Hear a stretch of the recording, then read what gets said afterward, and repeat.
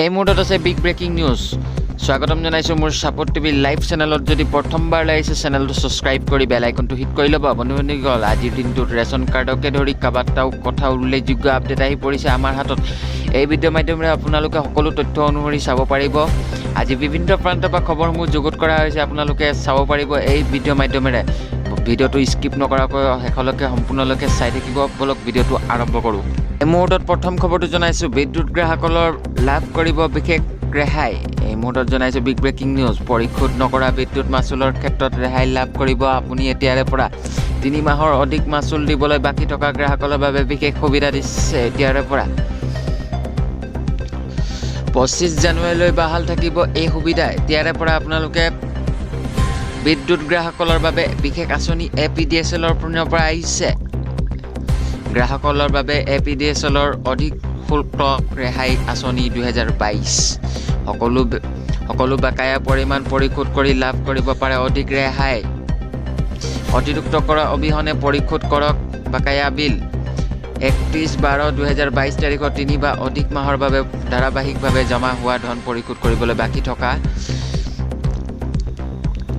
ডাইমেষ্টিক শ্ৰেণীৰ গ্ৰাহকসকলে TDC আৰু PDC গ্ৰাহকসকলৰ ধৰি কোনো ধৰণৰ অশস্য কাৰ্যকলাপ বা মোকদ্দমা থকা বিলৰ ক্ষেত্ৰত প্ৰয়োজনীয় নহ'ব এই আঁচনি।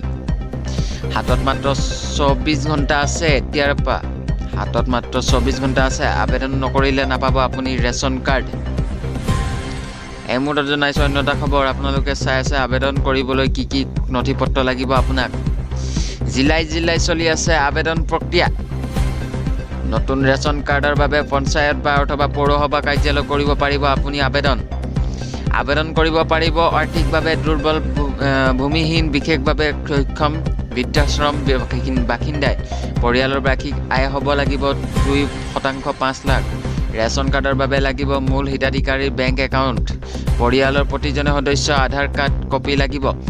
আবেদনকাৰীৰ লগতে পৰিয়ালৰ সকলো সদস্যৰ পাছপোৰ্ট লাগিব।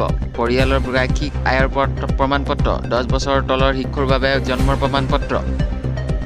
অসমৰ 40 লাখ লোকে পাব বিনামূলীয়া ৰেচন। ৰাষ্ট্ৰীয় খাদ্য সুৰক্ষা আইনৰ অধীনত অন্তৰ্ভুক্ত হ'ব অসমৰ 40 লাখ লোক। মাৰ্চ মাহৰ ভিতৰত অন্তৰ্ভুক্ত কৰা হ'ব সকলো হিতাধিকাৰী। প্ৰতিগৰাকীয়ে পাব 5 কেজিকৈ বিনামূলীয়া চাউল। 2 বা 5 লাখৰ তলৰ বছৰি আয়ৰ লোকসকলৰ অন্তৰ্ভুক্ত কৰা হ'ব এইবাৰ। পূৰ্বে বছৰি 1 লাখতকৈ কম উপাৰ্জন কৰা লোকৰ অন্তৰ্ভুক্ত হৈছিল। হাইস্কুল শিক্ষান্ত পৰীক্ষাৰ্থীৰ বাবে জৰুৰী খবৰ। এই মুহূৰ্তত জনাই আছোঁ জৰুৰী খবৰ কেইটামান আপোনালোকে চাই আছে। নতুন নিয়মেৰে অনুষ্ঠিত হ'ব এইবাৰ হাইস্কুল শিক্ষান্ত পৰীক্ষা। নতুন শিক্ষাৰ্থী অনুসৰি সাল সলনি হৈছে পুৰণি কেইবাটাও নতুন নিয়ম। কি নতুন নিয়ম আহিছে? অনুষ্ঠিত হ'ব এইবাৰ পৰীক্ষাত। এইবাৰ মেট্ৰিক পৰীক্ষাত 4টা বিষয় থাকিব পৃথক উত্তৰ বহী। ইংৰাজী, বিজ্ঞান, সমাজ বিজ্ঞান আৰু গণিতত থাকিব পৃথক উত্তৰ বহী। 50% অৱশিষ্ট প্ৰশ্ন থাকিব 4টা বিষয়ত। 1 নম্বৰতকৈ 50টা প্ৰশ্ন থাকিব এই 4টা বিষয় প্ৰশ্ন কাকতত। পুৱা 8 পৰা 45 বজাই 8 পৃষ্ঠাৰ আবেলি উত্তৰ বহী দিয়া কৰা হ'ব ছাত্ৰ-ছাত্ৰীক। পুৱা 9 পৰা 45 বজাত ছাত্ৰ-ছাত্ৰীসকলক দিয়া হ'ব 16 পৃষ্ঠাৰ প্ৰশ্ন উত্তৰ বহী। হ'ব মুঠ 912টা কেন্দ্ৰ অনুষ্ঠিত হাইস্কুল শিক্ষান্ত পৰীক্ষা। 3 মাৰ্চৰ পৰা ৰাজ্যত আৰম্ভ হ'ব মেট্ৰিক পৰীক্ষা। 4,23,000 ছাত্ৰ-ছাত্ৰীক অৱতীৰ্ণ হ'ব এইবাৰ পৰীক্ষাৰ্থী। হাইস্কুলৰ শিক্ষান্ত পৰীক্ষাৰ্থীৰ বাবে জৰুৰী খবৰ।